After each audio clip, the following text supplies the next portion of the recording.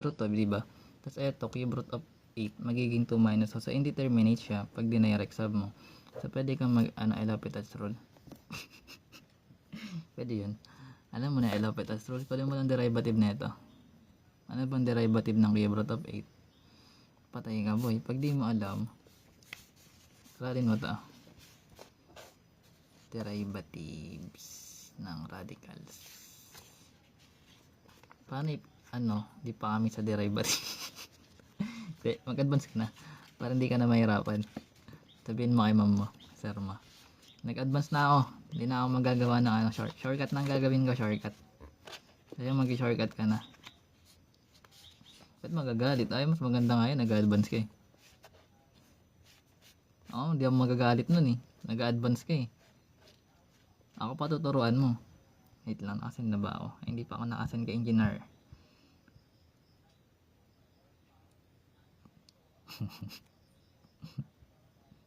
Tinan yung live ko. Okay.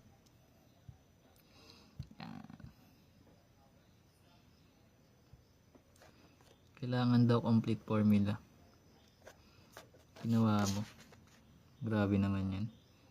Pero mas maganda ngayon nag-advance eh. Pero iba rin kasi pag masyado nag-advance yung students.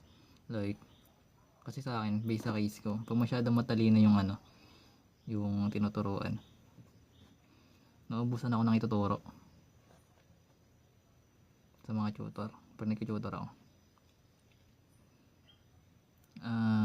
Wait lang. Ano ba yung tanong?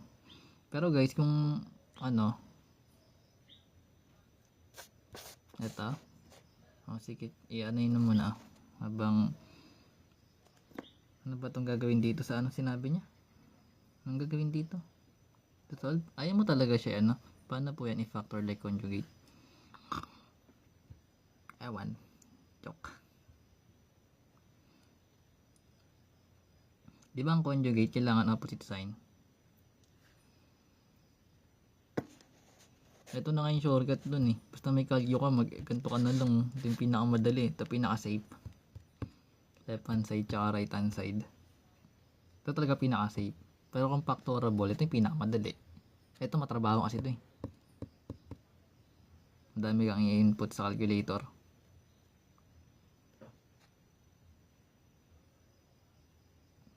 Wait lang.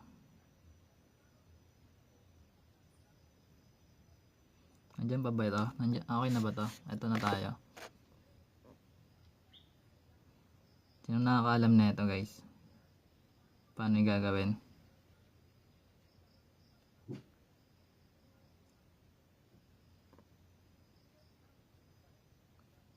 Saan siya i-multiply kung mag-conjugate ka?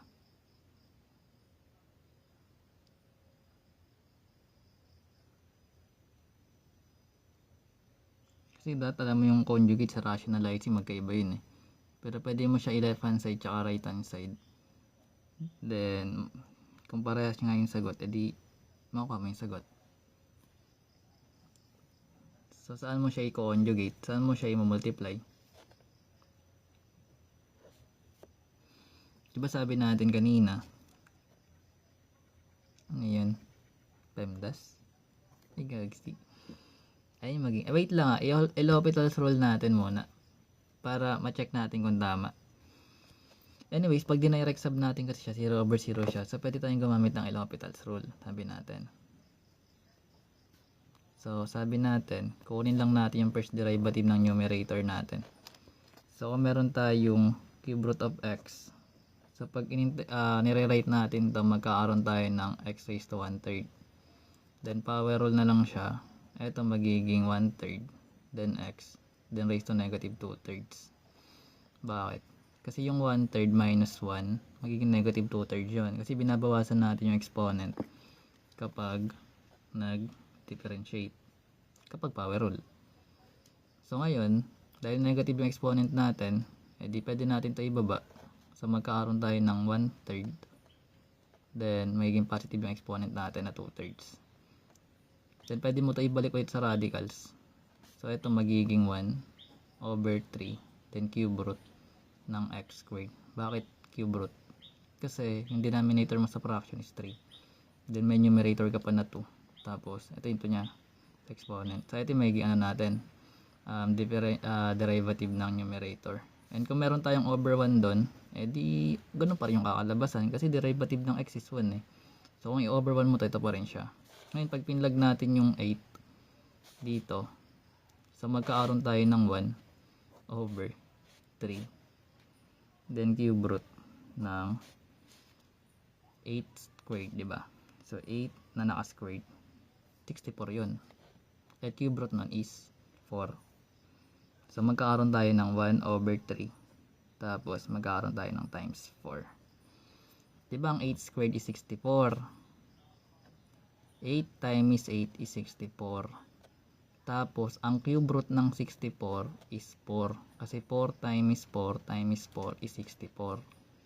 Kaya 4 yung sagot doon. O ngayon 3 times 4 is 12. So magiging 1 over 12 dapat yung sagot natin. Ngayon pag ginawa natin siya dito guys using ano, tawag dito, madali lang kasi ito yung pinakamadali pag indeterminate eh, kaya mabilis basta marunong ka mag derivatives. Pag hindi ka marunong hindi mo magkasundan yan. Anyways, so meron tayo dito guys, gagawin natin is gagawin natin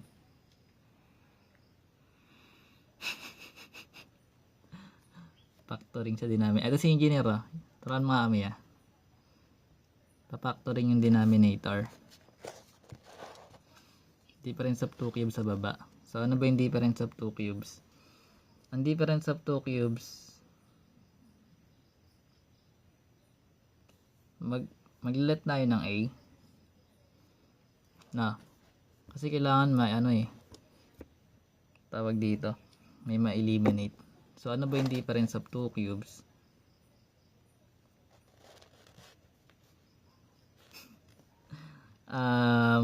Yung difference of 2 cubes guys, difference of cubes, perfect cube parehas. So ngayon kung meron tayong x minus 8 doon, paano natin siya gagawin? Diba meron tayong x minus 8, alam natin na ang 8 is perfect cube kasi 2 times 2 times 2 to, diba? So ngayon itong x natin para maging tawag dito, maging perfect cube siya, maging ganyan siya dapat. So ibig sabihin ito pwede mo tong gawin as cube root ng x cube. Kasi yung cube root ng x cube guys, ito pa rin yung kakalabasan yan, yung x. Kasi makakancel lang naman to. So ngayon, kung meron tayo na ito,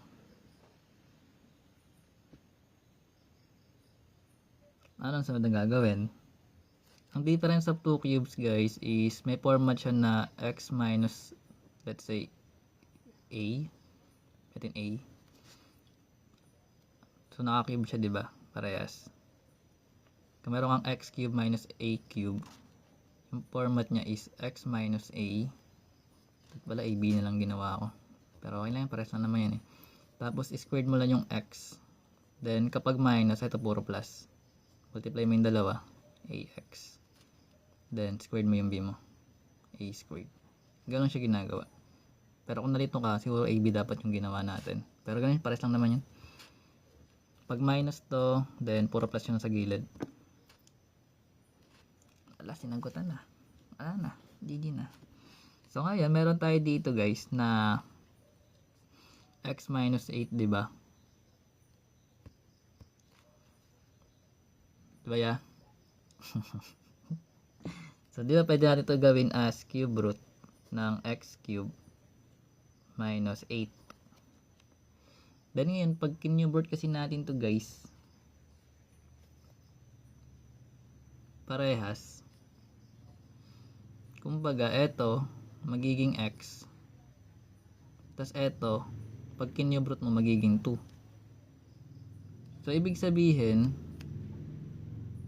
tama ba sinasabi ko? Yan. Ay, oo nga. Ay, magkaiba ba? Parehas lang naman yun, diba? Gagawin ko pa ba siyang ganun? Nakakalito ba yun?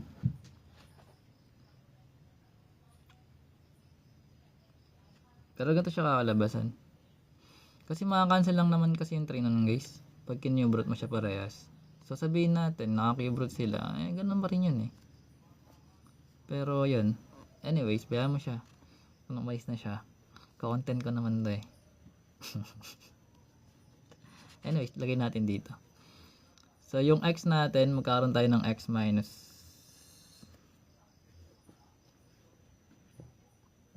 Paano ba to explain? Nang mabilis. Ay tama, gagawin ko siyang ganun talaga dapat. Ang x pala natin dito guys, di ba ito yung original natin na given? Nantok na ako ah. So, ngayon, kung gagawin natin siyang difference of 2 cubes, ito magiging 2 cube. Then ito naman guys, is magiging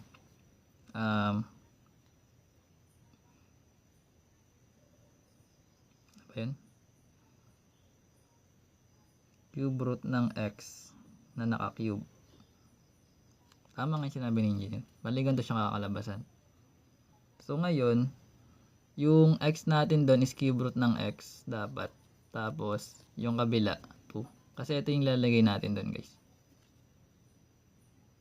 Nasundaan? Kasi dapat perfect cube sila parehas. So kailangan ito yung parenthesis para bumalik dun sa original na given. Pero, actually parehas lang sila kahit wala. Pero para mas malinaw lang. So ngayon galing dito, pwede mo na ilagay yung x tsaka a mo doon. So kung itong ilalagay natin as x, tapos ito yung sa may a natin. Kasi ito yung ginamit natin ng mga variables. So ibig sabihin, ipoformat mo na lang siya as ganun. So ibig sabihin, magkakaroon tayo ng cube root ng x. Ito yun ah. Baka sabihin mo itong x. Pares kasi x no. Pero ito yung gagamitin natin sa loob na ito guys. Minus yung 2. Then syempre, kung meron tayong x squared, anong magiging sagot neto? So magkakaroon tayo ng cube root ng x, a squared mo yon. Kasi naka-squared siya dun eh. Then plus, multiply mo tong dalawa. Pero magiging 2 times cube root of x, di ba? So magiging 2, then cube root ng x plus 4. Bakit 4? Kasi 2 squared. Pero gusto mo, gawin mo siyang 2 squared para naiintindihan mo siya. Pero 2 squared is 4. Gets? So ngayon, anong sunod na gagawin? So remember, meron tayong numerator na cube root ng x minus 2, diba? So lagay na natin dito para hindi tayo mahirapan. Sama-samahin na natin yan dito. Yan. Na. Ito na yung numerator natin.